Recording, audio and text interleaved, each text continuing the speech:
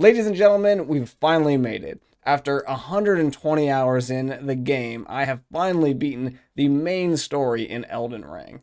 I hope everyone's doing well. I'm Keegs, and this game may have taken me a very long time to beat, but I'm going to attribute that to me exploring the worlds and everything that it has to offer, and not just because I suck and take a long time to beat bosses. I had 120 hours in the game, and I even cheesed some bosses, so I can't imagine how long this would have taken me to get through if I had never done anything like that. I like to think of myself as the average player, so if you don't consider yourself a god, then I think my playtime in this game is probably going to be pretty comparable to your own if you're really taking your time and trying to explore the world and find all of the little secrets and details that this game has to offer. I kept thinking I was done, but then I would find a zone within a zone within a zone, and it just keeps going, and it's honestly a little Inception-y. I mean, that's one of the things that I loved about the game, though, is how much it had to actually offer and how much to actually do there was in this game. Even now, after a ton of time spent on a first playthrough, I am confident I didn't find everything. I'm sure there are more dungeons and ever goals that I completely overlooked. In fact, I've literally seen people in playthroughs of areas that I didn't even get to in the game. I think a big part of that is, even though I literally looked everywhere I could think to, there are some areas that are quest blocked, so they don't allow you to pass until you've talked to a certain person or done a certain thing.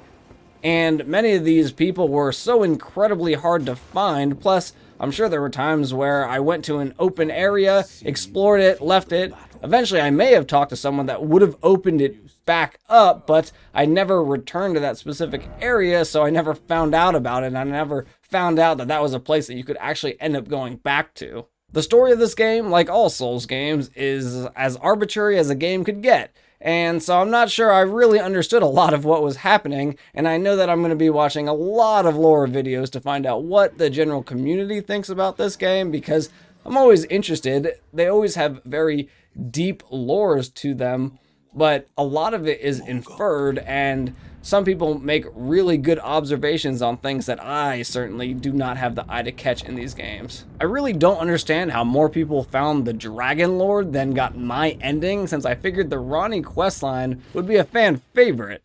Bring in the way of the moon. I'm happy to be the consort for the all-powerful Ranni. Well then, shall we? This first playthrough, I played pretty much all the way through as a mage, but more so than any of the other games. By the end, I was definitely feeling like I wanted to try out a different playstyle. I'll have another video talking about my more explicit thoughts on the sorcerer style, but in short, I felt like I might have gotten a much different appreciation for some bosses if I were something like a strength build.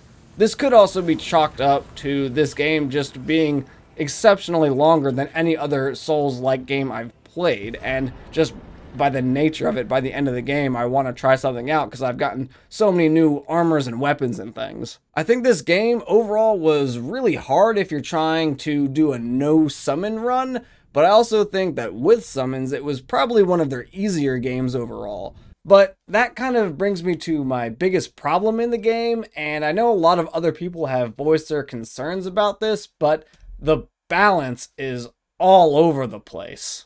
The soul values of the enemies I felt had almost no correlation on how tough they were as enemies. Some of the enemies would give you like 3k souls, and then some of the hardest enemies were like, nope, here's 400 souls, have fun. There were a lot of bosses, especially in the dungeons, that were nearly impossible if you didn't call a summon in to help you. It's like I constantly wanted to fight these enemies by myself, but then they would throw like 2 or 3 high-powered guys at me, and I'd have to call in a summon just to distract one of the enemies so I could actually have time to get a cast off. I definitely feel that this game was designed around you using summons, and if you didn't, then you're just crippling yourself.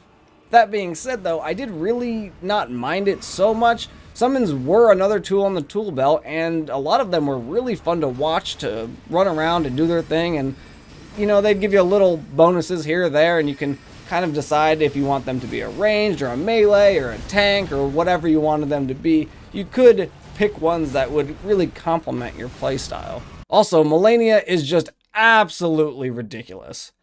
That boss I went into like 3 or 4 times and then just said, nope, Absolutely not. A little bit as to how I felt about Demon of Hatred in Sekiro. It's one thing to have a boss that's incredibly hard and can basically one-shot you with a ton of different moves, but the girl actually heals herself every time she hits you too. It's obviously a DPS race since in a drawn-out fight she clearly has the advantage with all that healing, but she also hits like a truck, so it's not a fight you want to try tanking either. I did recently learn that after about 3 parries you will be able to get a riposte on her, so I may go back and try to see if I can do that a bit because I do love to parry, and I was able to get the parry off a couple times, but I just kind of gave up after it didn't look like I was ever going to be able to crit her. I do feel that even now, a few months after the game, the optimization issues are much better, but I still definitely do get the occasional performance drops. Though I think I've narrowed it down to it being something to do with my internet connection, and if it has any kind of interruption at all, the whole game like stutters for a second and doesn't know what to do, which is why I would occasionally drop frames. I feel like a very micro interruption to your internet should not drop the game as hard as it does, especially in this game that isn't generally multiplayer. I mean, sure, there are times when you are doing multiplayer stuff, but most times you're not. You're on your own, and I mean, the most interaction I have with other players is through messages on the ground, and I don't feel like that should really be the reason for my FPS to drop. This game isn't perfect, but I still did really love it, and I thought it looked beautiful all the way through. I think a lot of the bosses, even if they were occasionally unfair, had really cool movesets, and I can tell a lot of thought went into their moves, which is why sometimes I felt a little bad for cheesing bosses and completely bypassing their moveset, because I know someone worked really hard to make it fun, interesting, and engaging, and I just kind of avoided it altogether. There are so many weapons and armors through the game, and I'm just excited to go in and try some more of them out.